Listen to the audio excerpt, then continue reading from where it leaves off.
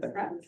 So why don't we go ahead and go around the tables and give introductions and what your role is, so that everyone is aware of who you are and what you do. Mark, you want to start? Mark Fairfield, I'm the executive director of the commission. Hi, I'm Blaine Cook. I'm commission staff. Hello, everyone. Vanessa Summers. I am a state representative, but we get appointments to different, commissions and committees, and this is one I've always wanted. Dale Devon, District 5, which is St. Joe County, home of the Fighting Irish. Good morning, Chris Naylor, Executive Director with the Prosecuting Attorneys Council. Bernice Corley, Executive Director of the Indiana Public Defender Council. Corey George, I'm the Chief Probation Officer in Wayne County, and I am appointed by the Chief Justice for the group. Adam Krupp, Director of the Indiana Department of Child Services as of Monday. Hometown Plymouth, Indiana, longtime honorary Notre Dame fan in the South Bend area as well. Lindsay Weaver, State Health Commissioner. I'm David Kenworthy from the Court of Appeals, so welcome. We are one shy of a quorum currently, but I understand a couple are circling, trying to find a parking place out there. So we will come back to item number 2. And we'll skip ahead to assist initiatives and legislative affairs update. So Mark, I will call on you for that.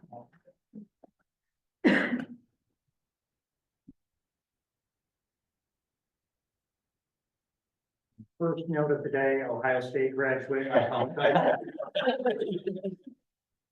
And I parked at a high level where nobody's gonna try to fly my car.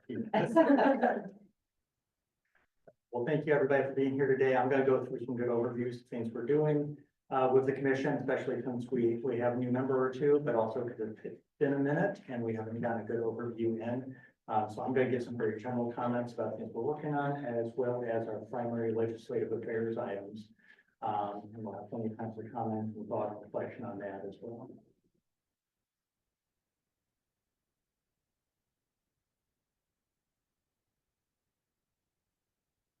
So a couple things I'm going to talk about. I'm going to give an overview of our work on the Best Youth Initiative, our expansion and youth, family, and caregiver engagement, our suicide prevention, bullying, and online safety work, which will be largely coming in the form of a report from our new task force in that space, and also our work continuing to support the Justice Oversight Committee. So these are some of our big initiatives over the entire commission. So again, our task forces and committees will report on their direct work for our strategic plan, but I'll give you a nice overview on some of these items. So first, you've probably heard me talk a little bit about it, but at least most of you have. Best Youth Initiative, want to give an update of where we're at now. We're 6 months and change into it. With some people we work. So this is our partner with the folks at the Forum for Youth Investment, where we have various state agencies, DOE, Health, EMHA, and many others, workforce development, involved with how we can address chronic absenteeism through multi-systemic interventions. So really taking a very broad lens for that. So of course we apply to be part of that because that's exactly what the commission does. We really like to do our work and see what we can look at. So beyond just what's happening in the schools, what are all those driving factors? What can we do as far as getting engagement back with the schools, especially working post-pandemic? So we've been having regular monthly meetings, made a trip out to DC as well to get convening and going with that. We do look at having some of our membership changing and shifting along with all the agency changes and shifts that are currently underway. So if you have folks that you think specifically are a good asset in that chronic absenteeism space, they're working on it on the juvenile justice side, on the education side, on the health and mental health side. We're always actively looking for more folks that can be directly involved with that group. We're wrapping up what's called the discovery phase, where we do a landscape analysis of the state. Have a lot of good interviews with a lot of players from all over, being a part of that, including many people in this room. That is going to be condensed into a report that we'll go into detail on our next meeting. So as we're getting out of that discovery phase, now is where we get to really looking at being more formative about creating a strategic plan, building some ideas out of that, and continuing with those things forward. And they'll work in tandem with things that are going on, say, at the legislature right now. We have a couple of folks working at chronic absenteeism. So how can we complement what's going on at the state level? But what are also community things that we can bring in and some new thoughts that we can add to that discussion as we go through. So that's a 3-year project, so discovery phase, just getting to its end, so now it's gonna be time to do a lot of the real detailed work there, so. If you have folks that would be a good asset to that, please let us know. We know there's a lot of work in the data dig behind this and getting data alignment, so we can have systems that we can look at and compare to each other and see where there's growth and see where there's positive movement. That's a big one, so your data folks are always welcome allies in that, but also just looking at what's going on locally. If you've got a good program, that would be a good model to put forward and put out to other places around the state and how we can lift those up. So, again, many of you have already been a big part of this, and we appreciate that in that early stage. Okay, our big one that we've been working on for a while is youth, family, and caregiver engagement. And I'll put an asterisk behind that, that as of a few months ago, that was written as youth and family engagement. We realized we were missing a section by not having that caregiver word in there as well. Looking at some informal relationships, being more clear that we're also talking about foster parents and other adults that are active in their lives and acting in a parental role or at least in a leadership role in those youth lives. So added that word in there just again, make sure that we're really covering everybody that we're talking about. This began 4 years ago when we added 2 youth reps directly onto the commission with the same voting powers and responsibilities as everybody else on the commission. So we are in our second cohort of that now, and soon we'll be recruiting our third. That's been wonderful because they're the ones that have the direct experience and they'll speak on that behalf. And they more than once been the ones in the room to raise their hand and say like, y'all, I have a great idea there. Let me tell you why that's not going to work. So we really appreciate having them. Are we pulling those from the foster success people or where are we Foster getting? Success has been a great partner there. Also folks that have touched base with groups like IARCA, Voices Corporation, and others there as well. Because those are youth that have had some experience of really working on how to use their voice well in a space like this. That's been nice set. So, hey, now it's boring. Okay, now I can never people go for things. So that's been an early part of that process, but what we realized really quickly is we needed to add that into more places because what happens here is the end result of everything that happens at our task force, our committees, our subcommittees, and community level thought processes, grassroots work. So we need to make sure we have that embedded throughout. So we have been adding slowly towards some of our other task forces and subcommittees, more youth voices, make sure they're a part of actually creating the recommendations, not just endorsing the recommendation. Other things we've done, we've annually for the past 4 years now, Family and Youth Engagement Summit. Actually, in the past year, we opened that up to be a series of training events. So we did a strategic sharing series where we had youth come in who had maybe had some experience trying to get involved in engagement initiatives like what we have, but trying to give them a little bit more detailed instruction on how to really use their voice in a meaningful, impactful way. And gain the ability to really be able to walk into a room and make meaningful change. And we can see that's going to be ongoing work, but it's important because a lot of times when we talk about youth and family engagement, we get very tokenizing very quickly if we're not careful, or it's just, we have experience in this, sit at this table. That can be a very difficult and dangerous place to put them in if we haven't properly supported them and onboarded them, given all the tools that many of us have had for our professional and educational experience that we get to take for granted. So that was widely successful. Smaller groups will have some more big events, but a few dozen youth that have been able to really emerge deeper into their journey doing that work. Dave the Child, which Wayne will be talking about in a little bit more detail shortly, where we have it's now on President's Day because kids are out of school and for some reason they actually want to come and be engaged in policy work. And luckily our lawmakers are still trapped down at the State House. That's February 17th. Last year, we opened that up instead of just having where we're doing some speeches and announcements where we actually made it a Youth State House Day in partnership with some of our friends at the Indiana Youth Institute and Marion County Commission on Youth. Got hundreds of youth there, great to see. So we're still tuning that and trying to engage that further. And Blaine will learn more details about the plans we have for a day 2 that will go into that deeper training model that we're seeing that a lot of youth really would like to say. It's great to come to the State House and smile and wave and shake a few hands and get used to that, but what do I do now? That's what we're hearing a lot how do I get to that next point? Because I want to do this, but just having me come to the State House and get some Jimmy Johnson, gonna do the job. So that's what we're looking at building onto that. What's that 2.0 element? So we'll learn more about that later on. And of course, now that we've got all of this in place, future plans really involve saying, how can we support other state agencies' work? We have many state agencies that are doing awesome things. Great partnership for the Youth Advisory Board is through the Department of Health and VMHA. Really solid model there. DCS Parent Advisory, that is really a national model for how better they've done in that.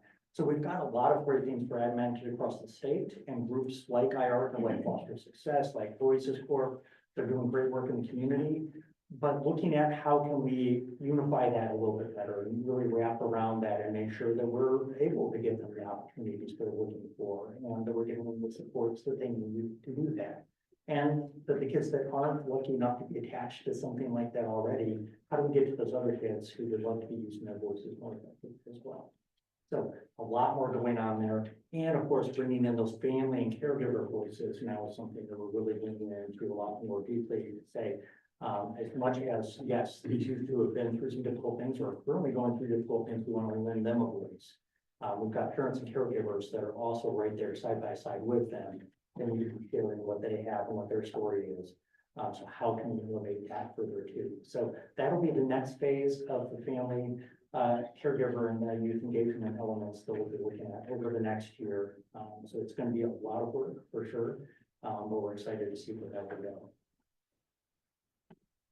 Right, and I won't steal the thunder of our new task force too much on this one, but bullying prevention, suicide prevention, online safety, we started working on heavily last year about saying this is something that we should be working on. It was also noted it was not directly in our strategic plan, which is typically where our work in our task force come from.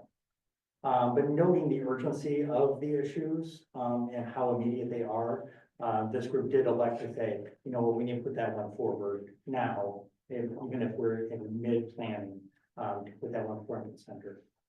That also timed out really nicely with what we were just talking about with the youth engagement initiative, saying there's not a better group I can imagine that we should have youth and family and caregivers on than one dealing with these three issues here, because this is an issue that impacts them very deeply on an almost daily basis. So from the start, we looked at how are we going to recruit into that. So that new task force was built around that model, and it is co-chaired. All of the subcommittees of that task force is co-chaired by youth. And we have one parent group that's directly attached to it, and we're looking at adding more into that as well. That's really going to be a model for how we're looking at our task forces in the future, saying when we build it from the ground up with their voices there and they're part of building it, it's way different than when we add you into something that's already existing. So that'll be something that we're really going to be watching closely, and we're going to learn a lot of lessons from it too. We're going to do a lot of imperfect things as we try to get as close to perfect for their sake that we can. But that's something that we're really excited about jumping into. And again, our task force chairs will talk a little bit about that and where they're at with that process as we get over to that part of the agenda. Youth Justice Oversight Committee. So this was an entity created in 2022 based on recommendations that came from the Children's Commission. We had a Juvenile Justice Reform Task Force. And that group spent a little over a year developing specific plans to look at how to improve the juvenile justice system. Main areas of data collection, screening and assessment, behavioral health, diversion services and transitional services. And this also included, as part of their plans, the making of two grant pools that were focused on juvenile diversion and community alternatives, and then behavioral health pilot programming. And those are in place currently. There's solicitations going on almost ongoing basis right now to get those funds out to local communities based on the recommendations of Youth Justice Oversight Committee. So it's now going into what we call its implementation phase. It did its work, it made its plans, the grant pools were created, but now what do we do to support that process moving forward? So we don't just back away and say, well, you got it now, but how do those local communities know the best programs to look at? How do they know how to find the staffing and supports they need to just apply for grants? You know, it's just as much work applying for $10 million as it is $10,000 sometimes. So what are we doing to support that and making sure they know it's there, they know what it can be used for, and they know they have support to use it.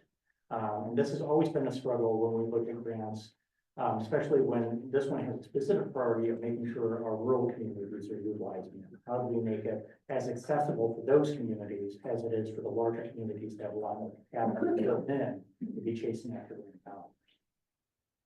So that's something we'll be following closely into the next year as well, is continuing that relationship with the Youth Justice Oversight Committee and making sure that implementation phase goes as strongly as possible. All right. Now we get to talk about Mark's favorite thing, remember I'm covering lobbyists.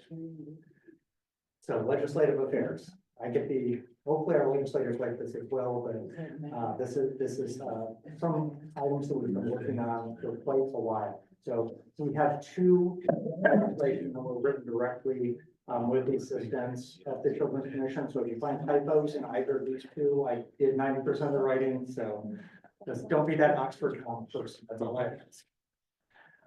So we have two major pieces of legislation that will be directly supported by the commission. One very exciting House Bill 1098 on youth, family, and caregiver engagement. That's authored by our own Representative Gail Devon, waiting a hearing in the Family, Children, and Human Affairs Committee. And then House Bill 1403, juvenile justice matters, that's written by Representative McNamara, with Representative Meltzer co-authoring on that, and that's in House Judiciary. Don't worry, there's more information to come on them because that's a very brief summary, right? Okay. So 1098. This is a big one. It's the culmination of a lot of the work we've done in the youth, family, and caregiver engagement work.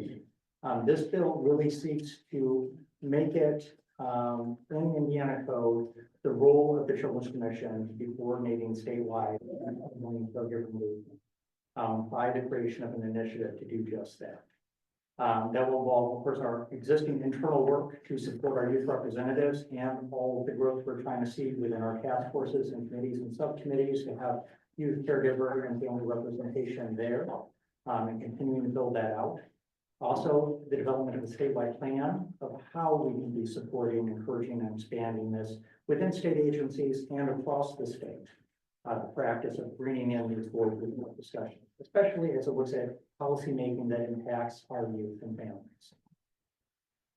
It will also look at continuing to provide and expand supportive educational opportunities, convenings, other experiences that facilitate increased youth, family, and caregiver participation, much like our expansive work on the Day for Child activities, our speaker series, and some of the other events that we've been looking into that. Supporting other state agencies and community organizations in the same way. This is one that actually, when we started investigating over the last year and a half, what was out there, the biggest thing we found is every time we encountered an entity and wanted to learn about them and what was out there, biggest ask they had is like, now, can you tell us what you found out there and how we can link up with them? Very common, almost every time. They knew a few of the things, but they didn't know all of the things. And they heard about all kinds of great things from us that we had encountered in our discovery process. So we know there's all kinds of wonderful programming going on out there, but there's a fragmentation. Right, so that again makes perfect sense for a group like the Children's Commission to say, let's help do the work that we can to defragment that and help coalesce some of that together. So how can we support you? How can we get you together? I know one of the large items that we're looking at is getting an actual summit that focuses on getting the different entities that are encouraging and building this engagement work together in one place at one time, probably doing both some virtual and some in-person work there. So we can have that network where we know each other and be supporting each other better. Very exciting stuff going on there. And we know we're just at the tip of the iceberg. Because right now it's really something Wayne's been doing a ton of work for us on. But still in the idea of Wayne like a whole bunch of other work to do too. So we are at that point where we have to hit pause unless we can go to the next level with this, because we've got to do what we do responsibly. We can't just be saying, hey, we'll do all these great things and then let down the people that we're bringing into the pool. So the last thing that's within that bill is an allocation request for an additional $90,000 to bring in one more staff person that will focus specifically on these items under the commission. Yes, most of that work is coordinating the work of others and pulling that together, but there is a ton of coordination too in this space. And then, of course, also some of that funding would be supporting stipends for family and caregiver and youth folks still working directly with the commission, because we do believe in compensating them for their time, just like the professionals that are part of the commission can compensate for their time.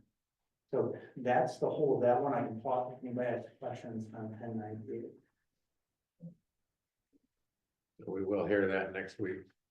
And, but it probably will get reappropriated to, Ways and Means, so. Yeah. We don't know what that means this year just quite yet, so we're not real encouraged sometimes, but you never know. Yeah. So pray about it, and maybe God will open up the doors here, we can continue to help kids in our state. Yes. And as always, we did write it, so the fiscal ask, which includes the Children's Commission's budget, but we need to decouple the $90,000 to get in code this space and come back another year for the additional funding, and that's what we have to do. It'll just limit what we can do, because we want to be careful with our capacity, and we don't like to overpromise things, especially when we're working directly with members of our community. So, everybody fingers crossed on that. Okay, our other big item, House Bill 1403. This is focused on the Youth Justice Oversight Committee. So one of the roles of the commission has been supporting legislative affairs within the Youth Justice Oversight Committee. So this is their main bill to get to that implementation phase of their work. Right now, what's in code needs updated because it was based on building out the plans and working towards getting those grant pools established. So I will pause to say, one, the Youth Justice Oversight Committee hasn't slowed down for a second through that process. They've been doing the work. They've been meeting regularly and continuing to refine recommendations and push ahead on making sure the grant funds are getting utilized. But we want to make sure the code reflects the work that's being done on any of our entities.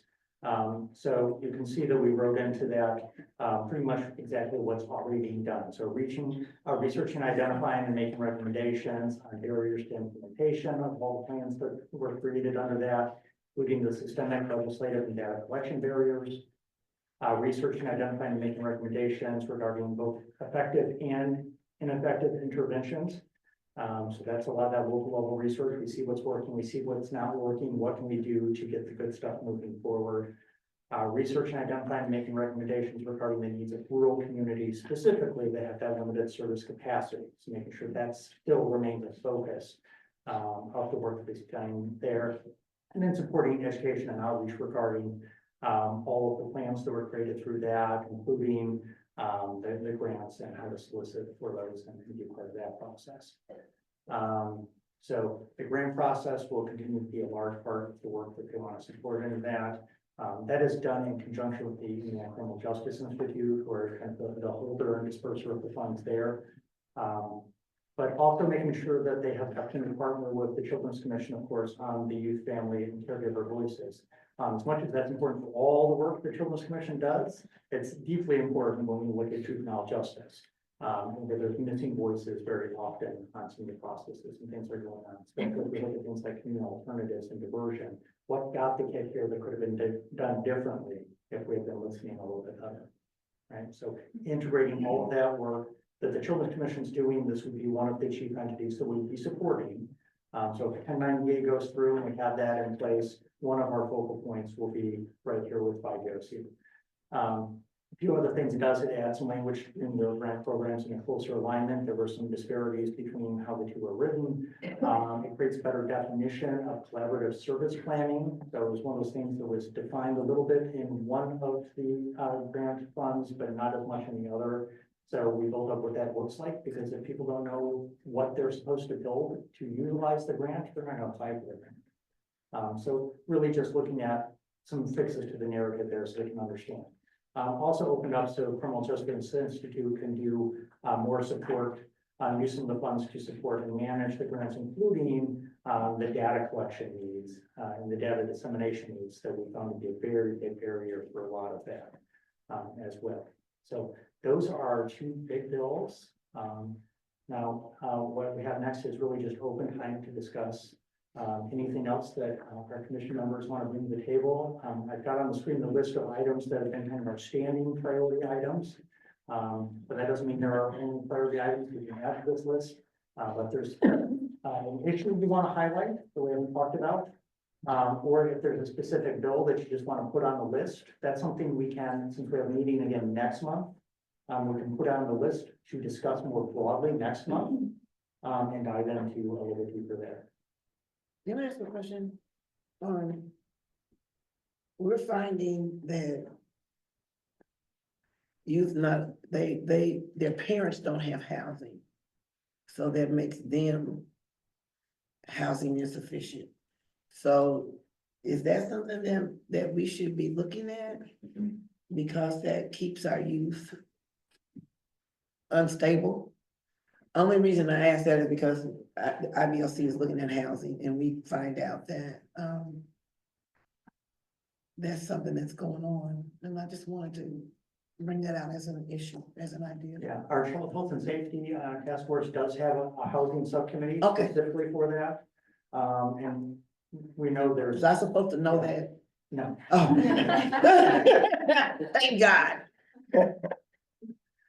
but it's a massively complex issue. So if you know people who would like to add their voices to that discussion, Okay. it's definitely a all hands on deck situation to figure out how to do that, how to do that responsibly. If I could piggyback on that. I think it could be helpful to include the Department of Education. What came to mind when you brought that up is the McKinney-Vento dollars that DOE gives. So we know if children are disabled in their housing, that can ripple into disabled in their education and being able to go to school and things of that nature.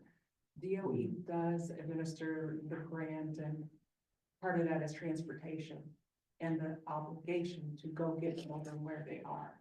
So if they're staying at a hotel on one side of town, one day and next week at another, there's that, but obviously it doesn't help fully with what you're talking about. I think it's tangential enough that maybe DOE should be included in the conversation. Yeah, and DOE gets a pass today since they're doing their meeting well next door. Yeah. If they can hear me, they get a pass. But I think that is a valid point that specifically with that housing group, I'm not sure if we have somebody that is with DOE on behalf of the McKinney-Vento program, and that we should have that. So I think that's something we can look into and see if we can. One thing was House Bill 1485 by OLTAF. I know the Public Defenders Commission is really like working hard on that one, but I think it relates a lot to children and families as well. And so I was moving to look at that next time. It's representation for youth that are in residential facilities, so they'll have legal representation. I have two items. One is that I learned this morning that the Youth Justice Oversight Committee budget is one of the areas for potential cuts, earmarked for potential cuts. And I would ask this group to pay close attention to that, because that grant funding that was earmarked for YJOC's administration is designed to help those rural, particularly rural communities that have service gaps. So the largest grant dollars earmarked for behavioral health or mental health services for youth. And then two other funds, diversion, which is keeping kids out of the juvenile justice system that don't need to be in the juvenile justice system, and community alternatives to detention. So looking at services that a child may go through to keep them out of detention. And I'm sure all of you are well aware that the juvenile delinquency system is often a pipeline straight to the adult criminal justice system. And so I think it's critical that this group continue the ability to support those communities across the state that don't have services to help these youth.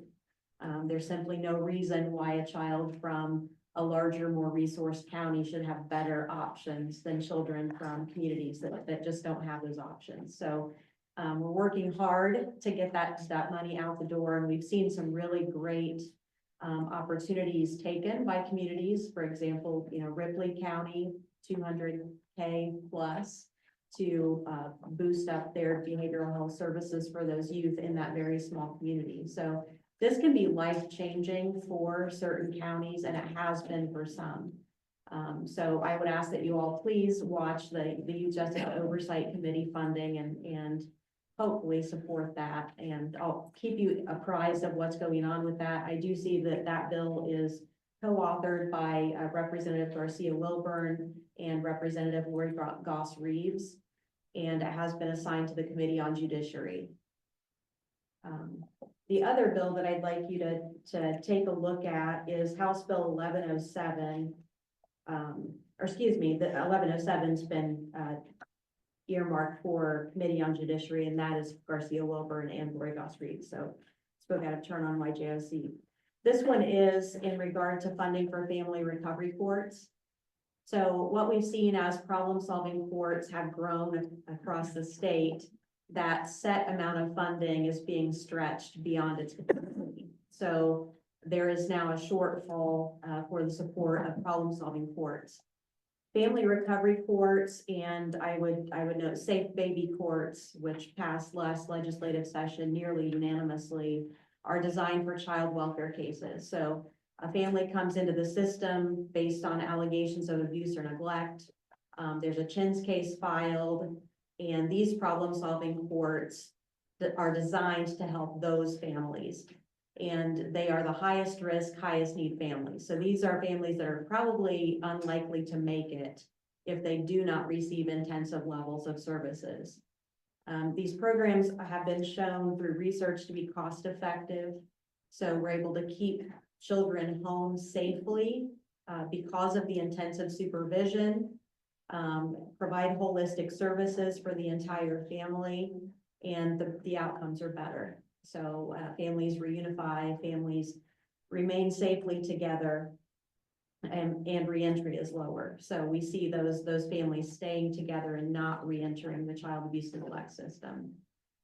So this fund would establish a fund to support family recovery courts, and safe baby courts would be a subset of that. So CHINS cases involving babies.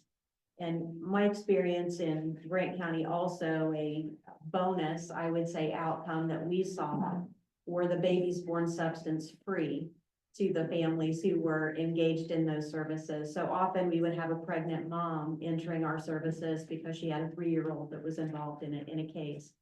And we're seeing that across the state. All of the family recovery courts are seeing babies born substance free.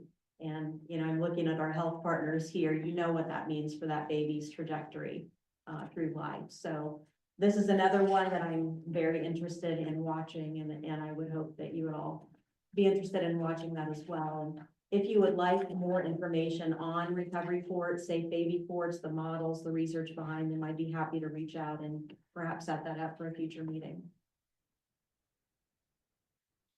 Bernice? The bill I want to highlight is more of a tangent. There is House Bill 1006, which is a bill that is by name a prosecutor bill, but there is a significant portion that impacts our agency. And so the language in 1006 would actually repeal the council from existing and move our functions under the Public Defender Commission.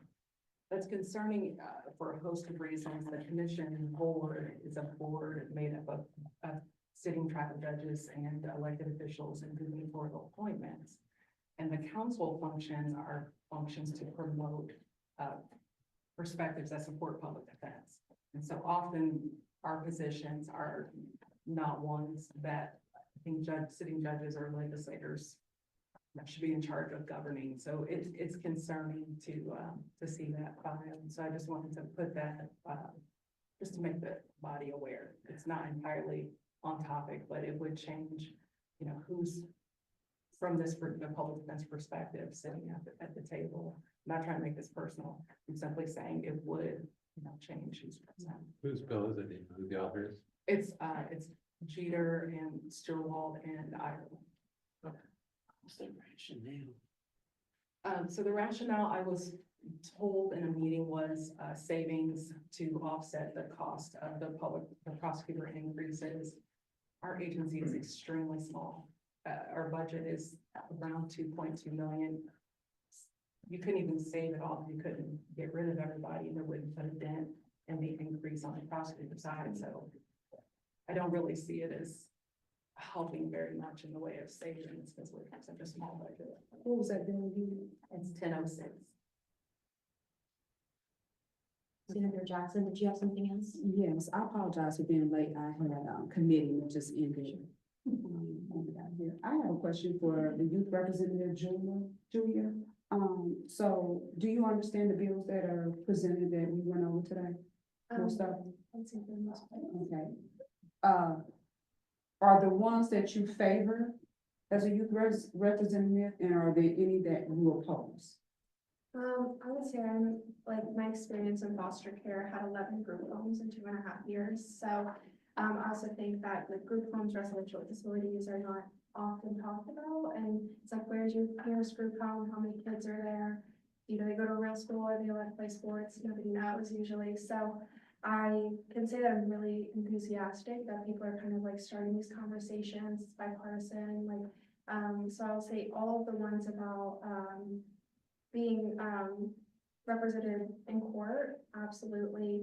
Same thing with residential facilities, like just starting that conversation and getting youth rights in those situations.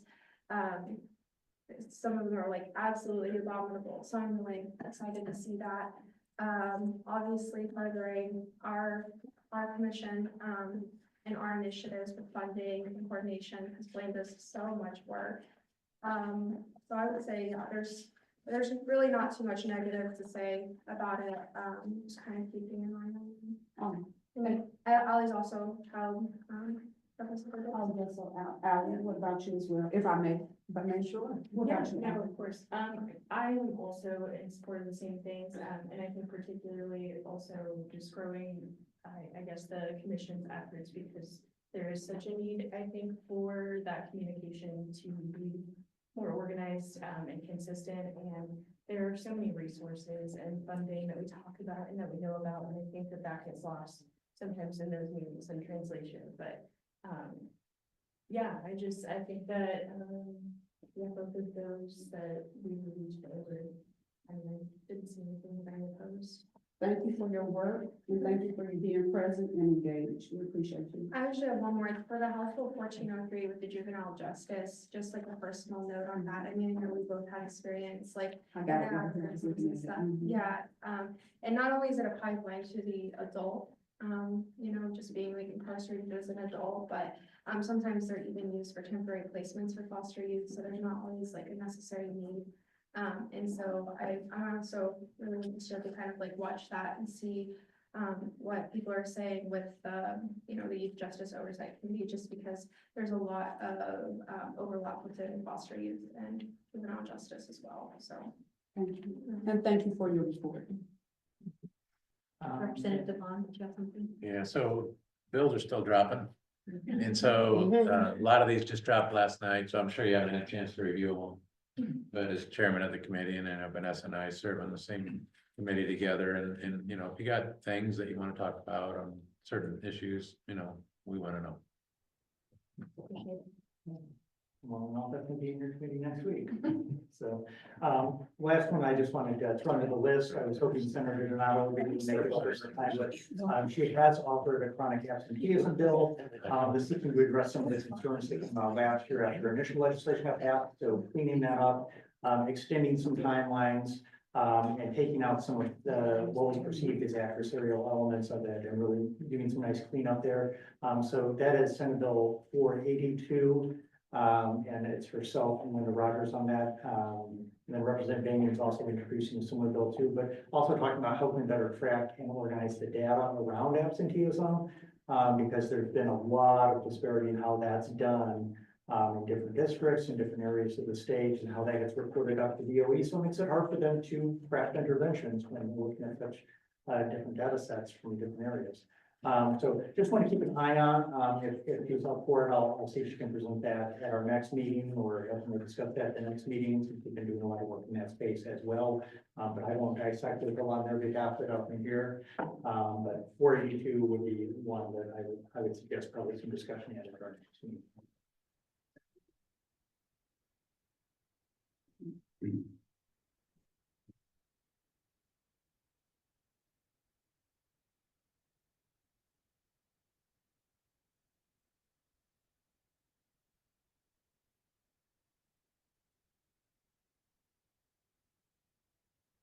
Hey, everyone, thanks for letting me come up here and give a brief recap of some of the recent Day of the Child events and some of the upcoming ones as well. As Mark mentioned, we've been doing a lot of different stuff in this space, but here's just a few to report out on that we've recently done, and I'll give you some insight into what's upcoming as well. So first, to kind of recap our recent fall virtual strategic sharing summit, I first want to thank our funders from Casey Family Programs that helped us put that on. And we're able to compensate all those involved, help us staff those and get those online and everything for an accessible event statewide. So we say thanks to them. And then the bigger thanks goes to our 2 youth representatives who helped plan all the content.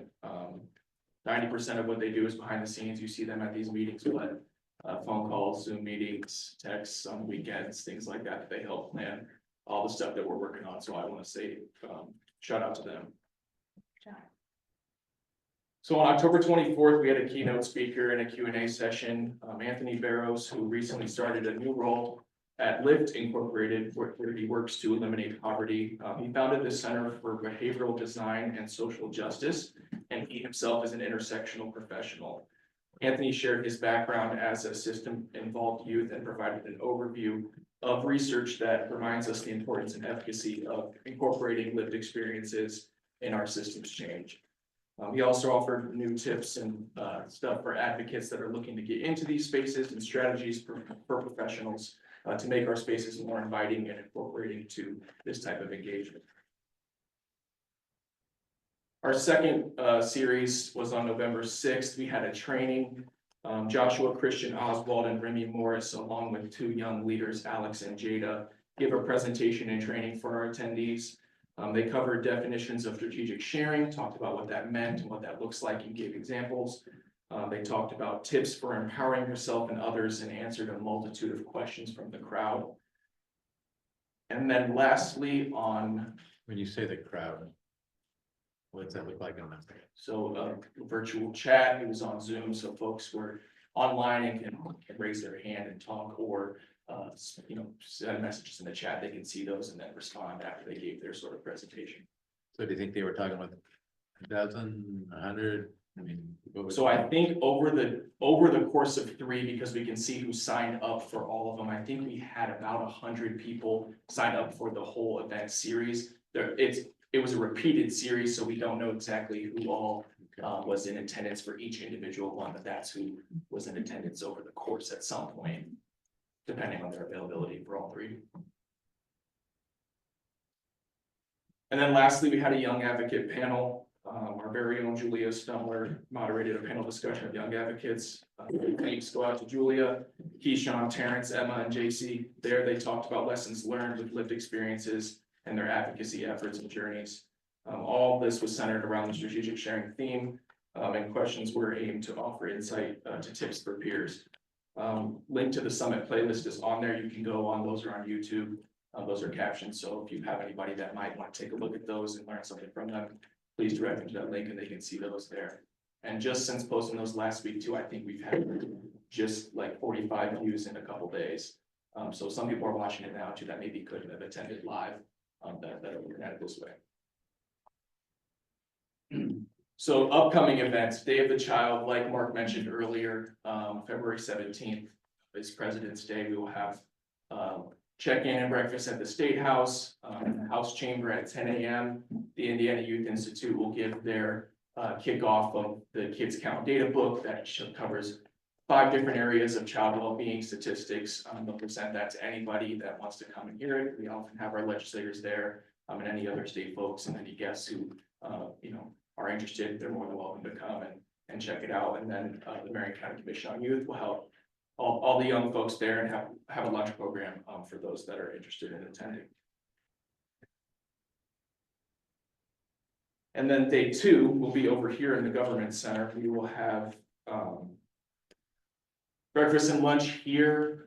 This will be mostly a strategic sharing summit continued. So kind of the conversations that we had virtually in the fall, we'll be looking to do more hands-on training and discussions and panels and such in person. So those who maybe enjoyed the fall series or check out the recordings, things like that, and like it, feel free to come on down to an in-person event on February 18th, following the State House Day. We'll have 2 tracks, one for young people and one for professionals. Our young people track will be staffed and led by all young peers, so they help plan the content. They will do the trainings and they will do the debrief and all that. So our grateful partners from Voices Corporation have 3 different trainings for young people to attend.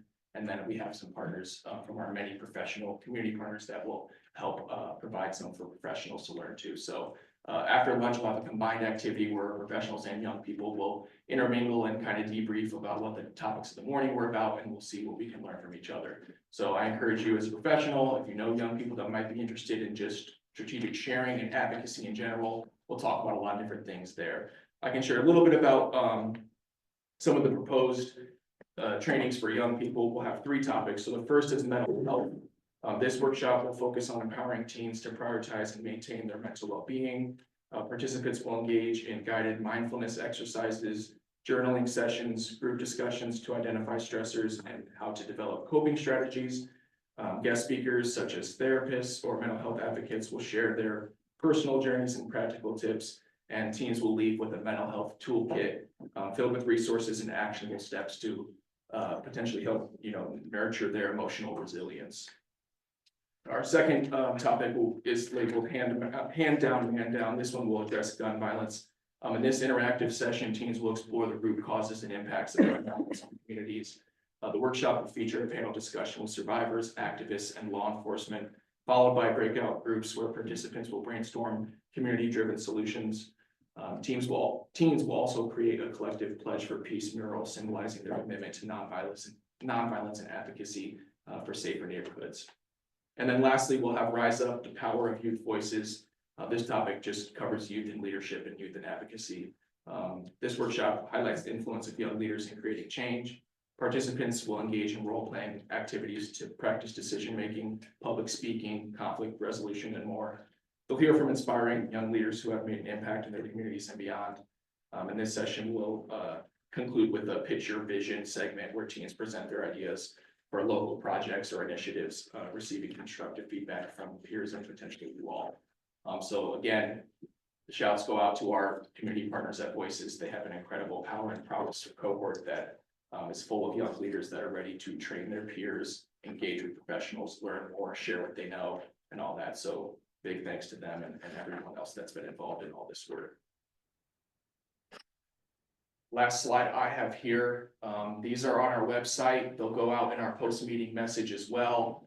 They're on the slide. Wherever you need to access them, you can see the recording playlist for our previous strategic sharing summit, and then also a registration link that will take you to McCoy's page to register for the Day of the Child events on February 17th and 18th. There's my contact. If you have any questions about this stuff, of course, let me know, and I'm happy to. Any questions for me? Again, thanks to our youth reps, not just our 2 that are here, but the many that we've onboarded recently and have worked on all the stuff with. They do so much work, and I can't be more thankful. So. Thank you. I'd like to circle back to item number 2, approval of the minutes. We now have a quorum plus. Motion to approve. Thank you, Representative Martin. Do we have a second? Second. Any discussion?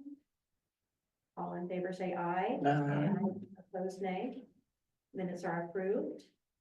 Now we'll walk right into the CISC task force and committee updates. So I look at this group as the tip of the iceberg, and there's a lot of work going on beneath the surface. So it's our opportunity to hear from them today. First group will be the Child Health and Safety Group, and I believe we have Sonia Rush.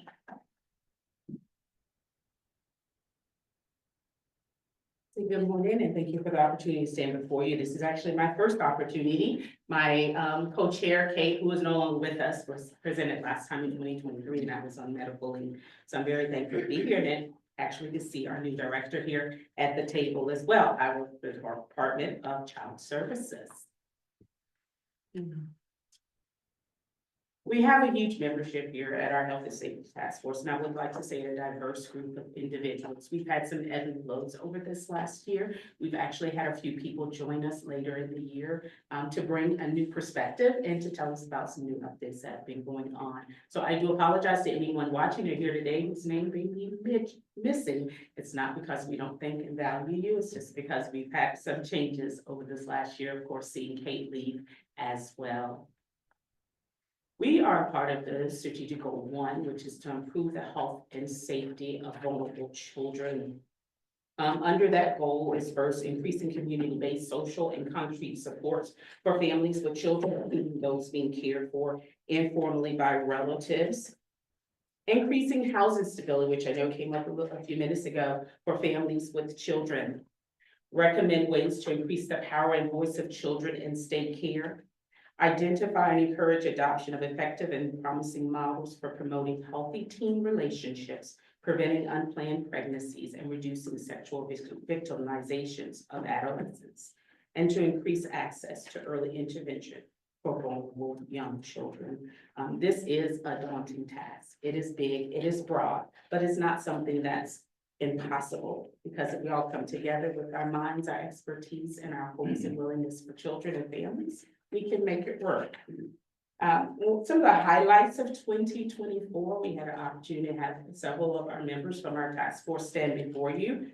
We had Tammy Carter with LifeSmart, and we talk about healthy teen relationships, in which she shared some of the YRBS data points around sexual behavior, bullying, and many other areas of well-being, and mentioned that parents sometimes are nervous about those topics and might not feel equipped to address them with their children. She went on to share that about 5 programs being offered through LifeSmart and the efforts that they're providing, as well as funding opportunities for sex abuse education, efforts to advance racial health equities and success, and mental health literacy and parental engagement. We also had Dr. Jack Turman come and talk about increasing housing stability and really give us an update on the HRSA founded housing grant that he's currently working on. The data from the first cohort, and many of them have received Section 8 housing and able to have stable housing situations now. CareSource and the financial information. He shared the complexity of housing instability, insecurity, and how to continue work that is being done will in turn help better outcomes for families who are facing those insecurities. And he also talks about housing justice and helping to get evictions expunged, which will in turn also help our families to find housing. We also again had Kate and Sam who came forth and talked about the Youth Risk and Behavior survey data. And at that time, they were able to share with us that they have received the weighted 2023 data. They also shared the importance of how the Department of Health and Division of Mental Health has promoted their Youth Advisory Board that is allowing us to hear the experiences of our youth. We are also very excited that Blaine has been helping onboard a task force youth representative. We have been supported very well by our youth that are here on the commission, but of course, they're not able to be actual members of our task force. So we are excited that we will have a member joining us this 2025 year and be able to continue to lift their voices and value at the table. What's next for us? Of course, my hope is that we will onboard a new co-chair. It's my understanding that we've reached out to the Department of Health with that, but I will continue to work and do what I can as a part of this task force because it is near and dear to my heart and the work that I do with the Department of Services. We are excited that once we have our youth representative brought onto the table, then continue to elevate the youth voice, both with their lived and living experience, and be able to help us to understand what that looks like, how to turn their story into an opportunity to let everyone know that our young people's voices should be heard and have the ability to affect change in both our legislature, our policy, and the work that we do. We are always recruiting new members and subject matter experts. As I mentioned earlier, we have a diverse number of individuals at the table, but we also understand that we are always better when we're able to bring everyone provide not just seats for them to sit at, but an opportunity to contribute to the work that we're doing. And as mentioned, our goals are broad, and so there are many opportunities for us to do more and to effect more change. As I heard here today about the fact that we always talk about the unhoused and those with housing instabilities, but we forget sometimes the children. And that oftentimes the delinquencies of their parents and the things that they've dealt with in life keep them too from having housing, and understanding that the Department of Transportation ensures, the Department of Education and Transportation ensures that children, no matter where they are in the city or in the county, they can get to their schools from those respective locations. So I do think that is an area we can talk about more in our instability section. And we want to continue to bring awareness to everyone, not just those who come in contact with us through our agencies and through our courts, but at the community at large, that they are aware of the need to ensure the health and safety of our children and to create long-term impact. We hope that some of the work we do will affect change in our judiciary and our legislature as we move forward. And thank you for your time. Any questions? Excellent work, and we hope to get you some help. Thank you so much. Next up is mental health and substance use. I believe we have David Reed.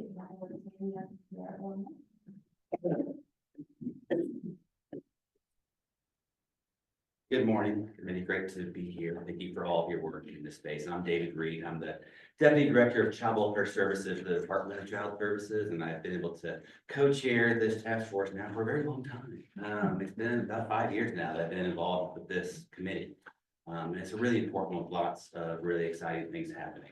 We're gonna be very kind of high level here with our summary of our work for this year. There's been a lot of changes happening with our committee as well. This is our representation. We have folks from the Department of Child Services, of course, that being myself, and some other folks as well, the Division of Mental Health and Addiction, the IU School of Medicine, Mental Health America, and the Indiana Department of Education as well. We also have community representation from some volunteers on the committee who have lived experience. We have focused a lot with our subcommittees over the years on suicide prevention. That's been discussed here this morning as well. I think there's been really intentional conversations about this really important area. And we know that this is unfortunately an area where we haven't made the kind of progress we want to see with our youth. So it requires our continued attention, working together, Department of Child Services, DMHA, DOE, must collaborate to address this really kind of vexing problem that's been happening across our state and the country. We focused a lot of attention on prevention efforts, recognizing that a lot of what we're seeing now with our high acuity youth, there's been a discussion in previous system meetings, it's something we talk about a lot at DCS as well. These youth that have really serious mental health challenges, many of those challenges maybe could have been prevented had we had more efforts earlier in their lives and with their families. And so we've been exploring ways to get additional funding for prevention efforts, including at the department, our ability to access Title IV funding through our prevention plan has been discussed a lot. And that is a way for us to try to keep more kids with their families and not experience removal and the kind of traumatic separation that happens with that. We heard our youth representatives talk about what it's like to go to group homes and residential. Many of those kids, if we could have found a way to keep them with their families, they wouldn't have had that experience. And oftentimes it's those experiences that lead to these more serious mental health issues that we're seeing later in their lives. There's been work done with the state epidemiological, say that quite right, outcomes work group at COW, and trying to understand their research into this space and understanding social media's impact on youth. That's been discussed on commission meetings as well. So we've been reviewing all of that. We also have a new committee formed this year, Steve Viweg being the chair of that committee on early childhood. Discussing again prevention efforts to identify young children and families who may need additional supports. Parenting is hard. There is no manual, and we have a lot of young parents out there with newborns. They need support. This work is really growing, the research in this area. The Department of Child Services is really trying to find ways to really support new parents as well. We have a number of programs in that area, especially our Healthy Families Indiana program, which is designed to help new parents get off to a better start with newborns. Because again, there really is not a manual that comes along with these babies, and these parents really need to have additional supports, to get off to a good start. Workforce has been a major topic in this area, and for sure in our committee as well, trying to address the challenges with finding people to do this work. It continues to be a major challenge in really all areas, everything from case management staff all the way up to psychologists and psychiatrists.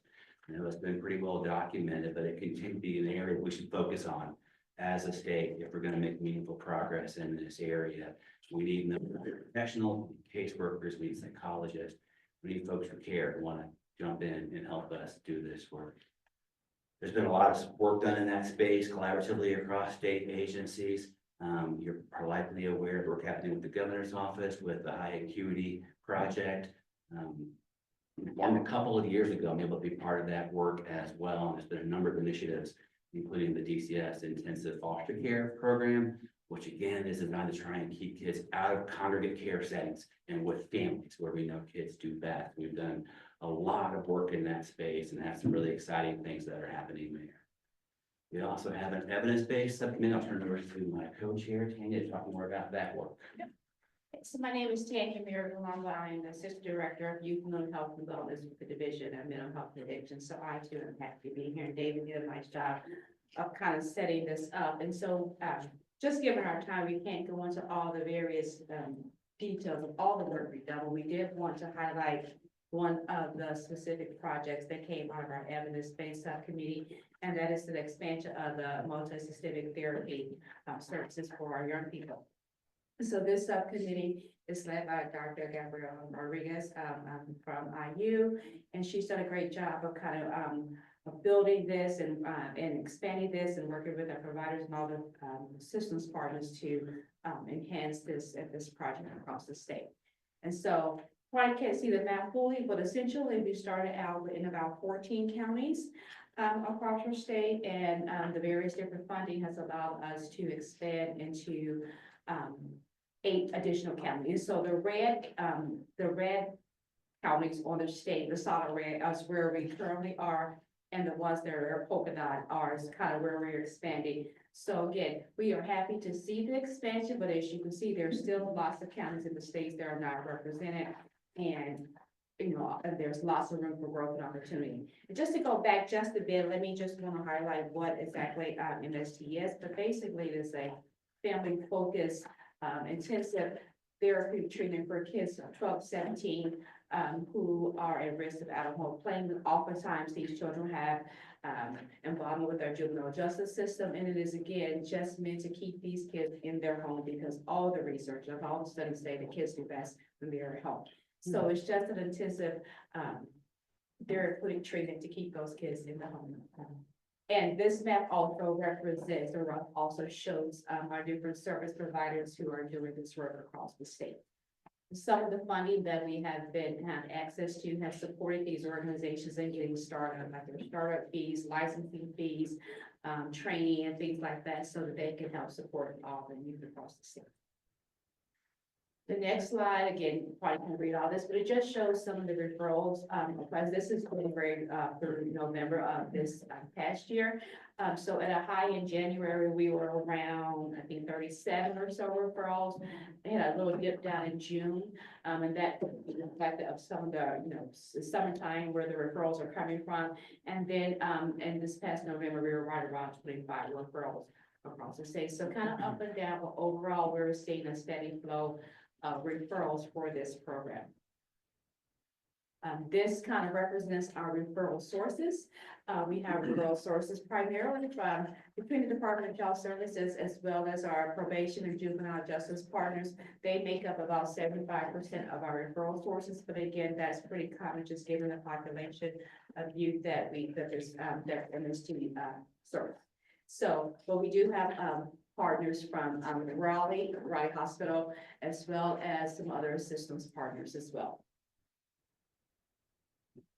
And I think the most important slide here is kind of what the outcomes of this particular work. So over the past 11 months, the December data wasn't quite ready yet, so we just have 11 months to share here. 87 youth were served. And so they were in treatment about 6 months, and the outcomes are really amazing here. We have 72% point discharge of the MST services. 72% of those kids were able to stay at home, remain at home with their families.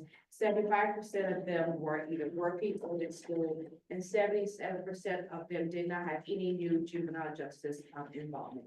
So I think these are amazing statistics, and it really just goes to show the impact and power of this particular therapeutic treatment, as well as what this can mean for just the economy, the workforce, and things like that. So if we are able to stabilize our young people and they're able to self-regulate, it definitely leads to them being positive contributors in our economy, in our society, and our workforce. So this is a program that's we are really happy that has shown us the growth this past year, and we're just looking forward to expanding this program as well as all the other initiatives that our task force is a part of. Going back to that county map, 4 years ago, when I first started working with this committee, there was no MST across the state. And now to see it present in all of those counties really is meaningful progress in an area that's critical. There really wasn't much evidence-based practice happening across the state 4 or 5 years ago. Now they're in every county, evidence-based interventions happening with kids and families. So there's been a lot of progress in this area. Yeah, and I think another point in that too, I mean, there we have some really densely populated, but we also have some of our rural counties too that are really represented. So our providers are really making a dent and an impact across the state, not just for our families and youth. Any questions for? Can you elaborate more on the preventative side, and are you keeping data in those counties as far as, so going forward and how successful you are? It's another area we made a lot of progress. We have so much more data now than we've had in the past around where we are effective, where we can focus our energies. The Department of Child Services made, again, a lot of investments in that area to make sure we understand the impact of our work. Made a lot of progress. We definitely know that rural communities continue to be the place where we struggle to find resources. But we have some signs of improvement, and this being one as well. It's been some investments. Changing reimbursement structures has been important as well. I think the CCBHC stuff happening will be critical in that space also. Changing how we go about funding this work from traditional fee for service, which is hard for providers, to maybe a little different model. For that. So to move the program farther into the state, are you looking for locals to collaborate with, or are you just reaching out through your own department? I think it's probably maybe a little bit of both. I know right now, DMHA is funding some of the newer contracts we have. I'm not sure about the original ones, but I think that it's just really looking to figure out how to collaborate all the work in towards with the CCBC models, as well as this work and what that means for providers and how we can make it all cohesive. So it's just not, we're not creating more fragmented kind of systems and barriers for families. I know how you had some trouble in St. Joe County about a month ago, and I just wanted to make sure that wasn't any issues from you coming into our community. I don't know. I couldn't answer that question, so I don't know the answer. It was a football question. Oh. Get that either. So I mean, nothing about sports. And yeah, that was. Went straight over my All of me and got that. That was my pop. I'm not you guys, Did you so get I finally got it. You got it, that's what we. That's so funny. Yes. With 51% of your referrals coming from juvenile justice as opposed to 23% from DCS, are you finding that MFT is working better with juvenile justice youth, or? It's a great question. Yeah, and I think we should dive into that data and make sure that we're understanding in Indiana. But it is a model that's designed to serve both populations, but especially youth that are involved with juvenile justice, that are at risk of being removed due to potentially being detained or placed in refugee treatment. I'm not sure for Indiana what we are seeing for that spread, but I'll dig into that with our data. I think this is definitely some of the data, is definitely an opportunity for David and I really to touch base with Dr. Rodriguez to really figure out kind of what she's seeing and have a deeper conversation with her about the data and what else. And she's presented this committee before, and she's been instrumental in advancing this work. I want to acknowledge her efforts in that space. One more question, if I Sure. may.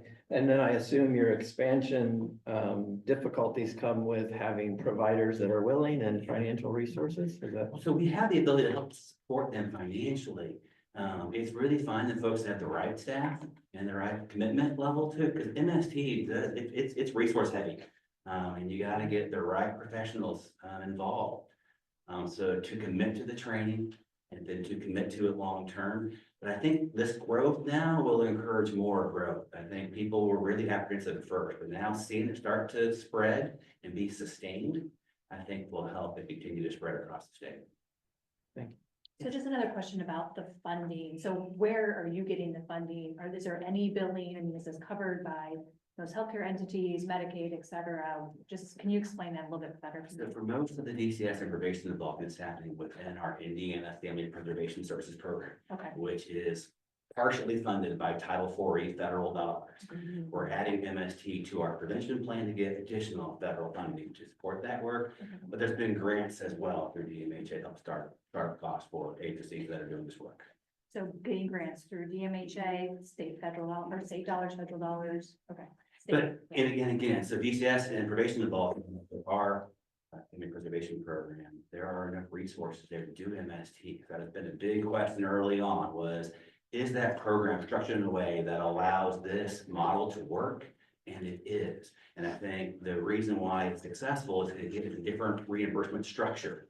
It's not fee for service, it's a per diem based reimbursement model, similar to CCDHC, that I think allows providers to even serve in more rural areas because they aren't having to struggle to get reimbursement. That's a big deal, I think, for expanding this work.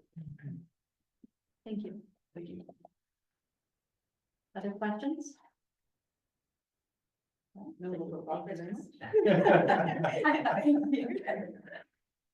Next up, we have Nancy Weaver, Juvenile Justice and Process and Youth.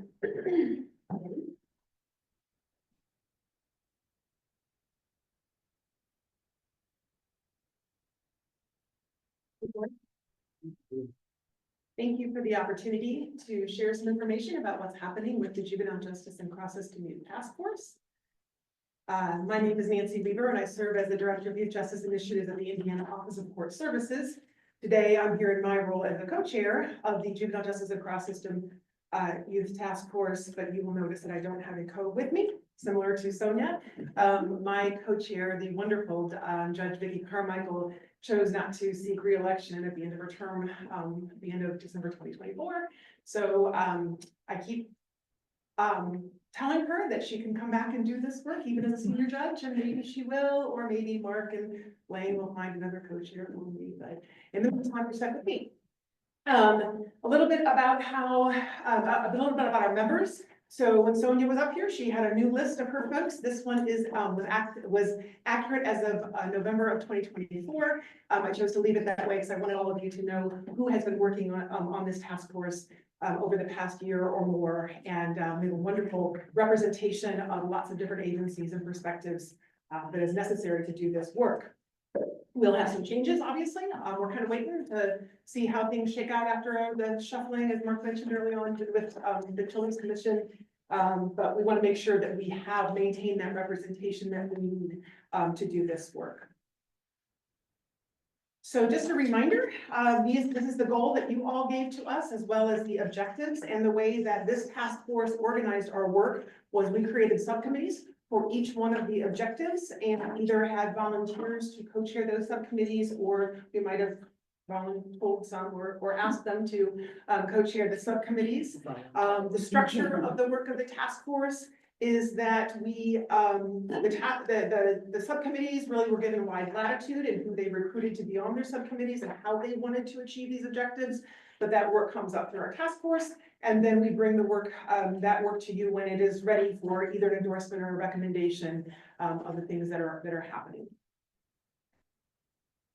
So an update to objective 1.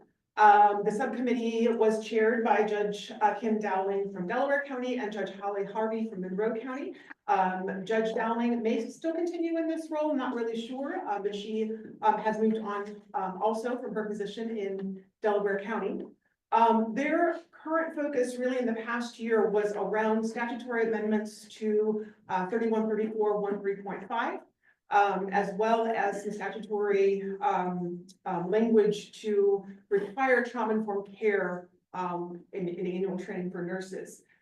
The amendment to 3134-13.5, just to remind you all, this has been vetted by you all in the past, but to remind you all, that was to eliminate the requirement for children to admit or deny that they were CHINs.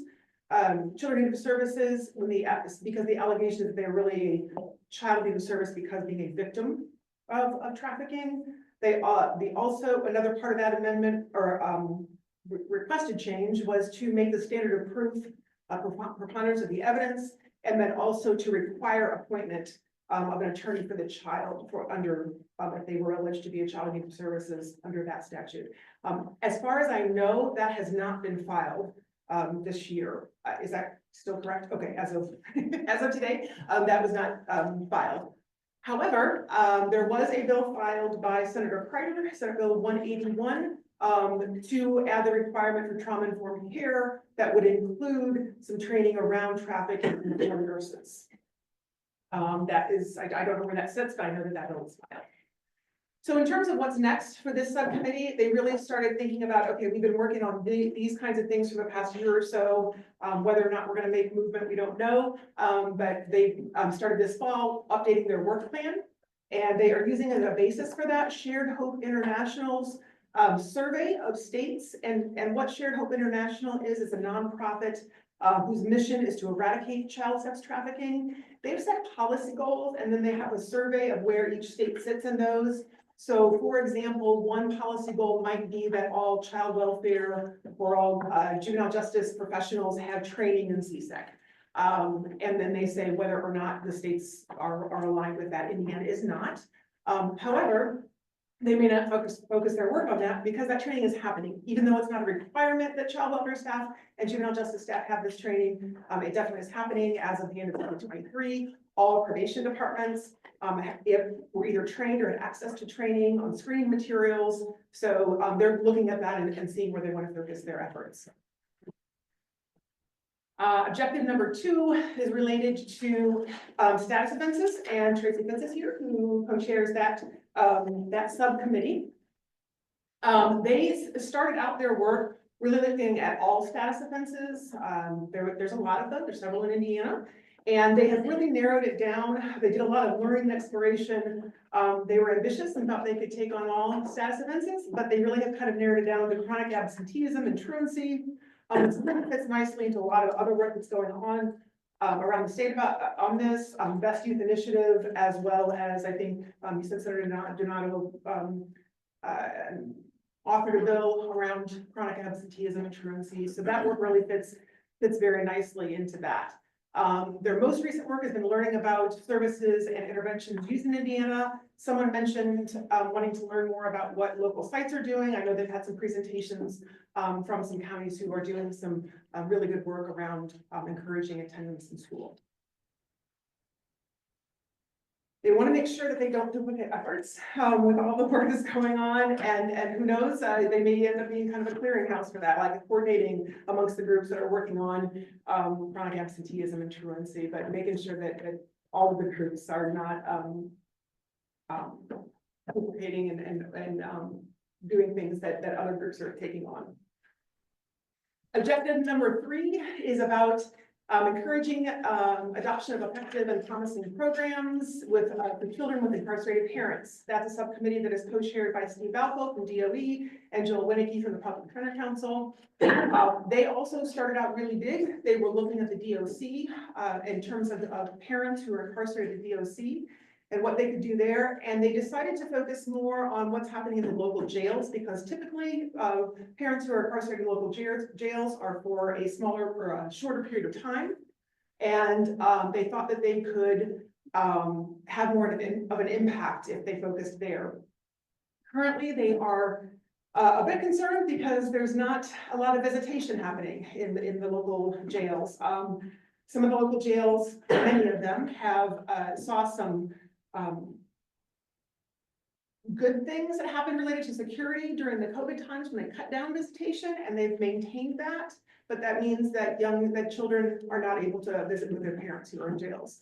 The other thing that they are looking at is sometimes folks can do some programming in jails, and there's some question about whether or not that qualifies to meet DCS requirements for reunification, because if the parents are ordered to do certain classes or things, and you have an incarcerated parent, how can we do those things happening in the jails that can meet the requirements of DCS, so they don't do things in jail and come out and have to go through another substance abuse or the requirement from DCS.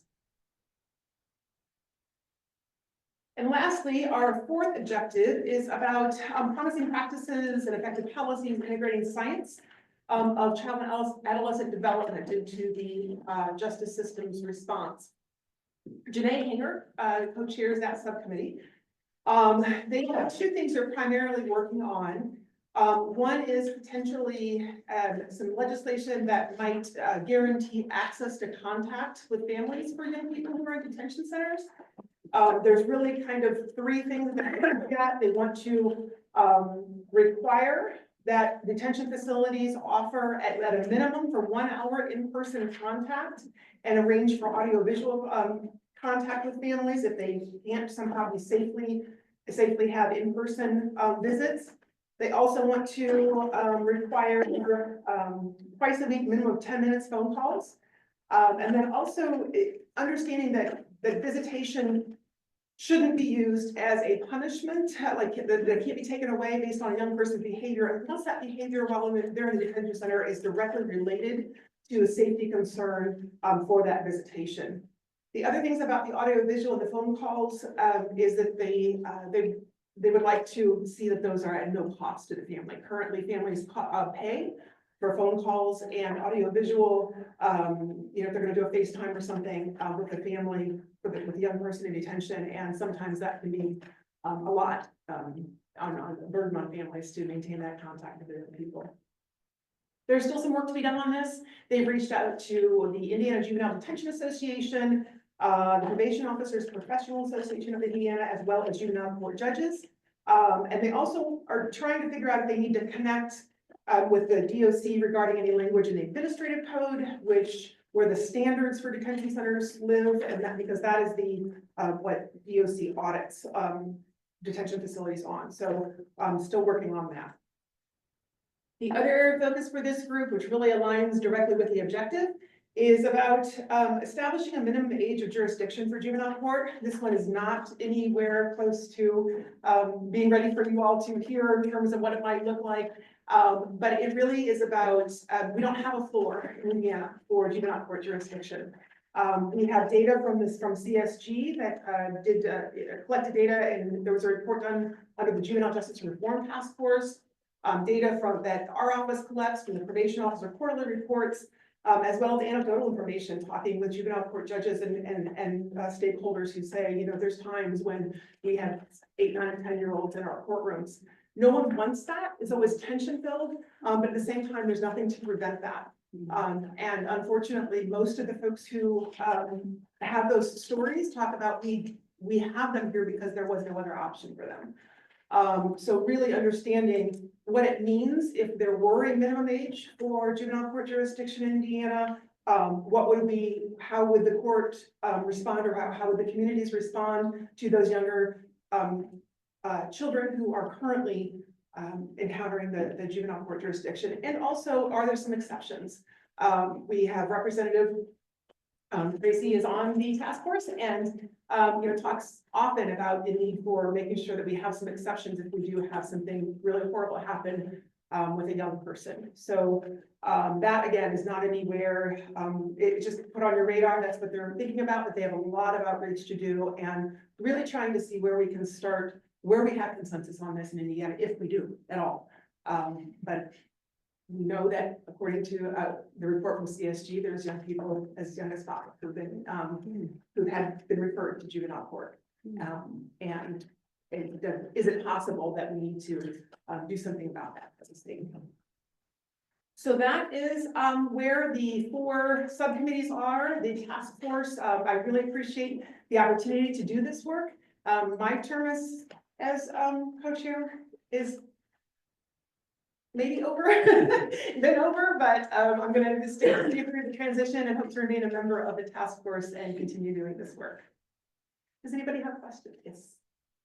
So it may kind of go to the previous discussion too on the mental health side.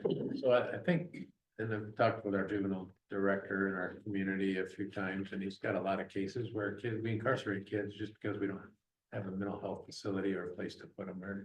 Are we doing any kind of brainstorming or looking at statewide places that we can help these kids that are dealing with things versus incarcerating? I think you hit the nail on the head. That is really why many of these very young children end up in the juvenile court. It's a place where they can't say no.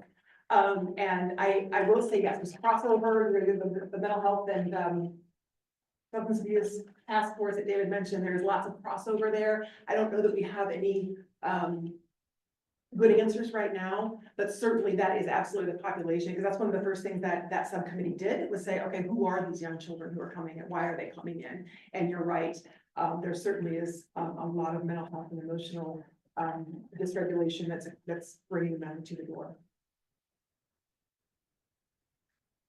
So that could be another task force.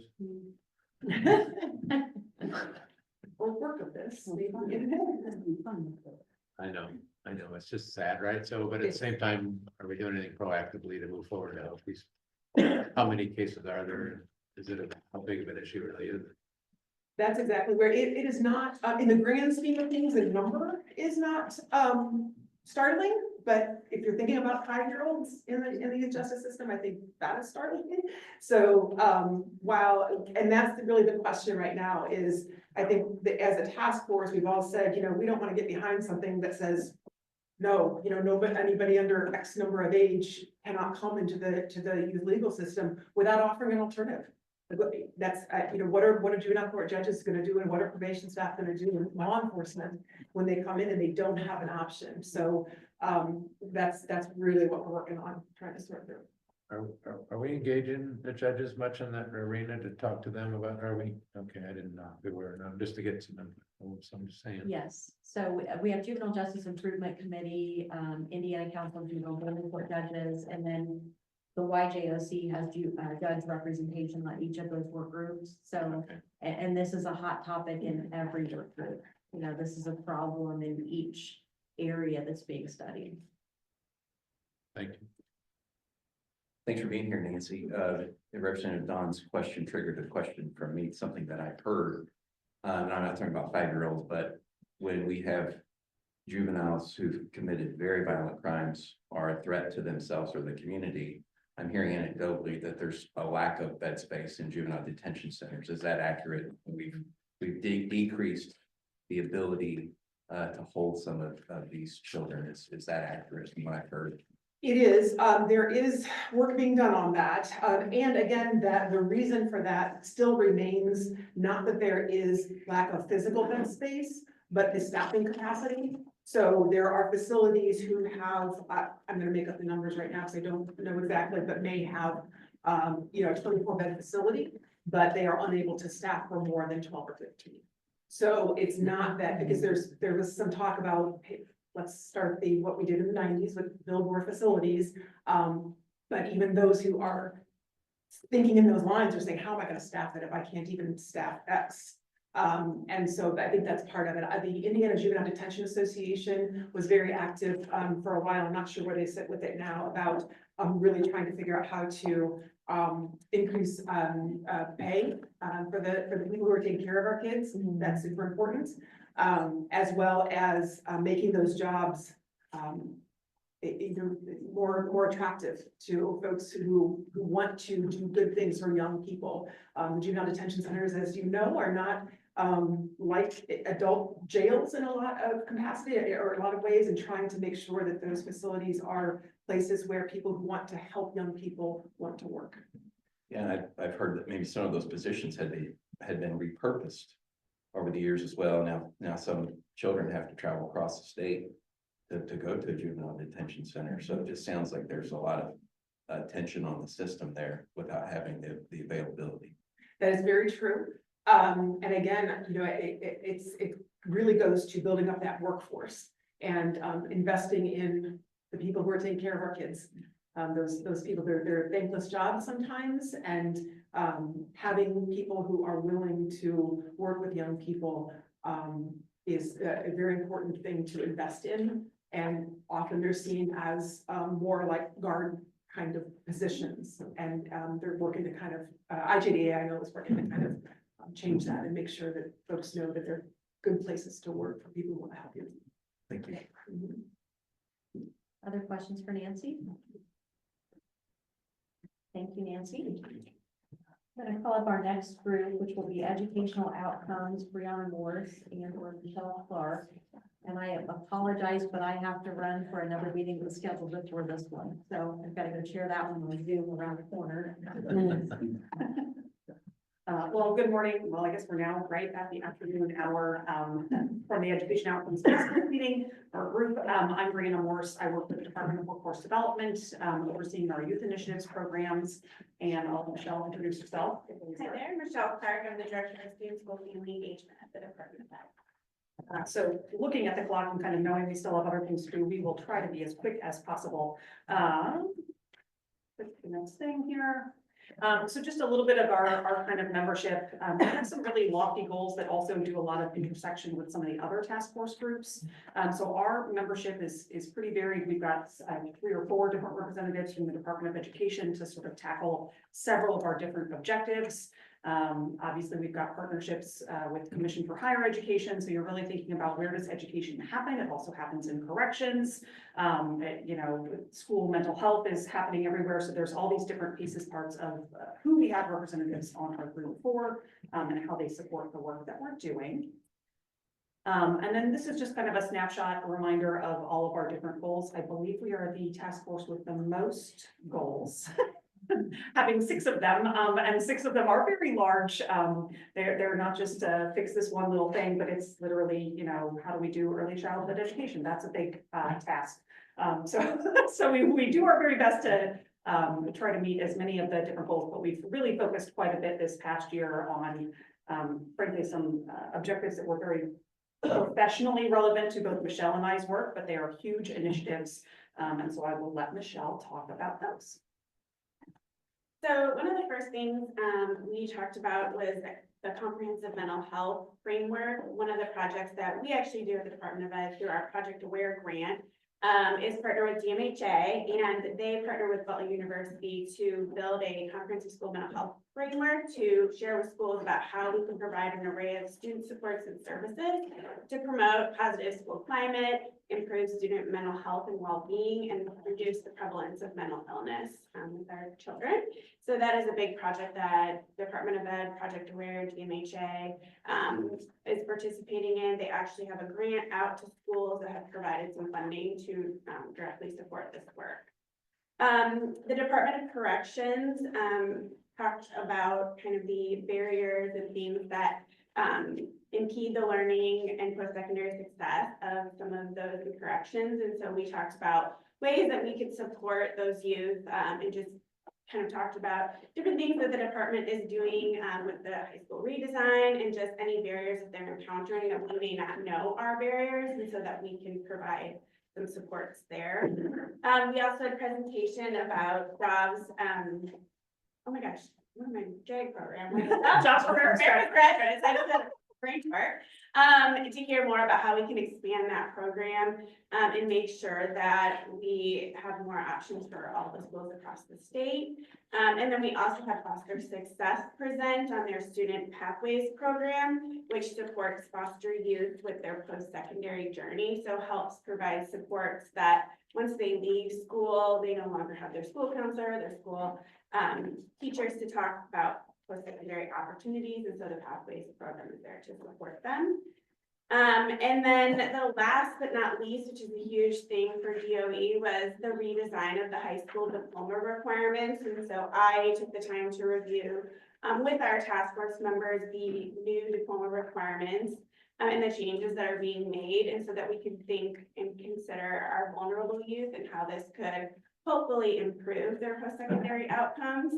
And so that was just a conversation we had at the last meeting. At that time, the new diploma requirements were not officially in rule yet. So since then, they have been approved. And so I think that's a conversation we'll continue to have with our task force, just to see how we can, improve some of our vulnerable youth earning skills, making sure that they're not just graduating high school, crossing the line, but they're actually having a successful future after K-12. I think that was it. Oh, chronic absenteeism, sorry. Best Youth Initiative, that's another project that we spearhead.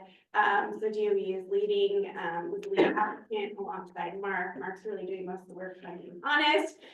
But we have a great cohort of folks across all of the agencies that are participating with the forum so that we can look at our chronic absenteeism with our students and how we can better improve those outcomes as well. Okay, and then the last slide that we have, very much like David and Nancy, I have been a co-chair for the education task force for, I think, this week, year 5. So that's a very long time. So we will be seeking a new co-chair to assist Michelle. Also, again, as her job gets more busy, she's going to need other help. And JAG did meet its goals of expansion. And so my job has gotten very busy as well. So we've got a lot going on.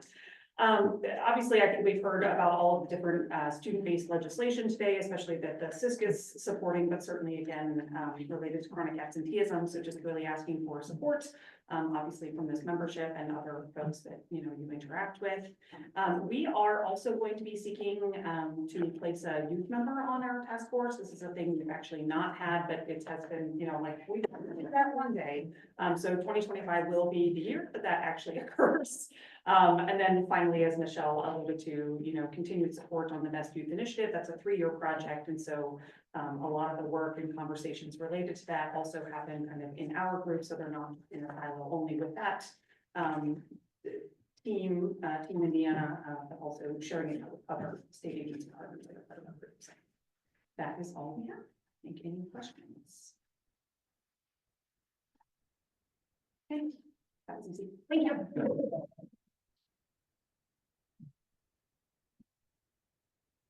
Okay, so up next, you note that there's kind of where they had to step out, so lucky you get to have me for the next 10 minutes. I know we're a little bit over, but we are ending with a receptionist food out these doors, so that will take care of that, right? So next up, we're gonna go outline in the agenda just a little bit, and for our suicide prevention, bullying, and online safety task force, our newest one that we mentioned earlier, I think we have Sarah here to share. Hi, I'm Sarah Allison, and this is my first time coming up in front of the commission because this is a new task force, so it's nice to be here today. And my co-chair is on the screen over there, Michelle Fox, and I'll let her introduce herself in just a moment. I'm Sarah Allison from the Department of Education. I work there. Ooh, the slides are also. Skipped through a bunch, sorry. No, it's great. There you go. I work at the Department of Education on Michelle's team, who just spoke, as the Project Aware 2 specialist. Project Aware is a federally funded school mental health grant that is awarded to IDOE and administered in partnership with DMHA. So that's what I do. And I will let Michelle introduce herself. Hi, good afternoon. My name is Michelle Fox. I am the State Suicide Prevention Director at the Indiana Division of Mental Health and Addiction. I oversee our division's statewide program for suicide prevention, which includes several initiatives. The one that you hear the most about, though, is our Youth Advisory Board that we co-created with the Department of Health. Thanks, Michelle. So I mentioned this is the newest task force. This is kind of how it started. So in April of this year, last year, 2024, Michelle Bethany Getz, who is also at DMHA, and then Lucia Mercado, who is with the Youth Advisory Board, presented to the commission on the topic of youth suicide prevention and online wellness. You can go back and see that presentation. It's excellent. I would recommend that if you have not seen that. And then from that, within the same meeting, the commission assigned a new task force with the issue of addressing online safety and suicide prevention and anti-bullying. So that was launched in September. Officially, we began, Michelle and I as the co-chairs. So we have met September, October, and November. We identified the 2 co-chairs and 3 subcommittees. So those subcommittees will fall kind of just in line with the topics that are a part of the name of the task force. So suicide prevention, bullying prevention, and online safety. And you can see the 3 individuals who will be leading those. They will actually be leading the subcommittees along with a youth representative. So that's something that makes us a little bit different. And I think really cool is that each of our subcommittees will have youth representation at the leadership level. They were folks who applied and interviewed. They have lived experience. We are not ready yet to say who those people are, but they will be onboarding soon, and we're very excited about having them and their expertise.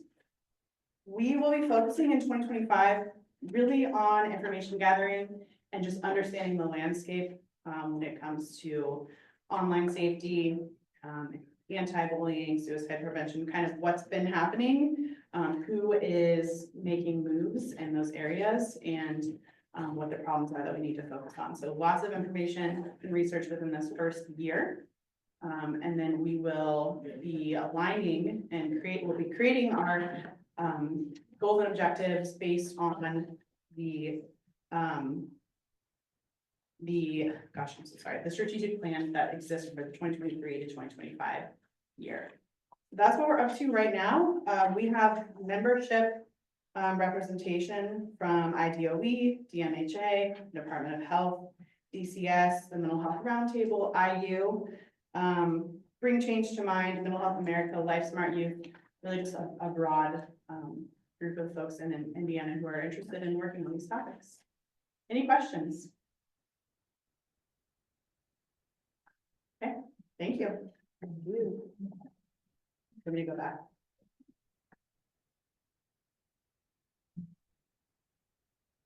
And just to finish up here, our wonderful co-chairs from the data group, one of them is sick and the other one had a flight delayed, so they appointed me to talk real quickly and they sent me some stuff to say. So their subcommittee brings together representatives from the Attorney General's Office, IYI, Department of Ed, Criminal Justice Institute, Management Performance Hub, Indiana Supreme Court, Department of Child Services, and Early Learning Indiana. They're also working to re-engage members from FSSA, Department of Health, and Department of Correction. If you know any individuals from these agencies that would love to contribute to data work, please let Mark or myself know. In 2024, they focused on enhancing the understanding of how state agencies collectively serve Indiana's children. Building on valuable insights from the IYI State of the Child report, they were tasked with creating a tool to show how many children are being served across different state agencies. So this last year, they successfully connected child level data between DCS and DOE with support from the Management Performance Hub, which was a hefty task. They initiated legal discussions with the courts and MPH to ensure privacy compliance and developed a draft dashboard to visualize this data. However, they recognize that a public dashboard is not perhaps the most effective way to share this info due to data privacy and suppression requirements. Instead, they're now focused on gathering specific questions and use cases from the commission and its subcommittees to find data needs. So this approach will allow them to provide more meaningful insights through targeted data analyses. Looking ahead to 2025, they will continue engaging with other subcommittees to identify where cross-agency data can support decision-making and drive better outcomes for Indiana's children and youth. So on behalf of Josie Fazel from the Central Indiana Corporate Partnership and Nikki Ford, the Director of Data Analytics at DCS, they say thanks and feel free to reach out to them if you need. All right, so before we adjourn, any other thoughts, questions, comments from the commission members? All right, well, our next meeting is February 12th, so since we're kind of double stacked to make up for December's meeting, we'll be seeing you all again very soon. We do have a reception outside the doors here, and our guests are welcome to partake in that as well, of course. So we'll see you all next week, and we are adjourned. Next week. Next month.